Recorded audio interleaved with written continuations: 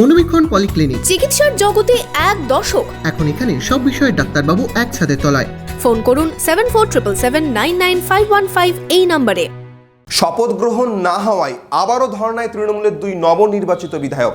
বৃহস্পতিবার বিধানসভার সামনে আম্বেদকর মূর্তির পাদদেশে ধর্নায় সামিল দুই বিধায়ক। আপনার আনন্দে আমাদের উদযাপন। বিয়ে হোক বা পার্টি, বহরমপুরে এবার luxury banquet hall at golden retreat. জেলায় একমাত্র পিলারলেস ব্যাঙ্কোয়েট, আছে স্পা, সালন, ক্লাব মেম্বারশিপের সুযোগও। বহরমপুর শিল্প তালুকে গোল্ডেন রিট্রিট। বুধবারের পর বৃহস্পতিবারও বিধানসভার সামনে ধর্নায় সায়ন্তিকা বন্দ্যোপাধ্যায় ও রেয়াত হোসেন সরকার। ফল প্রকাশ হয়েছে 4 জুন। এখনও শপথ নেওয়া হয়নি বরানগর এবং ভগবানগোলা বিধানসভা উপনির্বাচনে জয়ী দুই তৃণমূল প্রার্থীর। রাজ্যপালের সাথে সংঘাতের জেরে এখনও শপথ নেওয়া হয়নি দুই প্রার্থীর।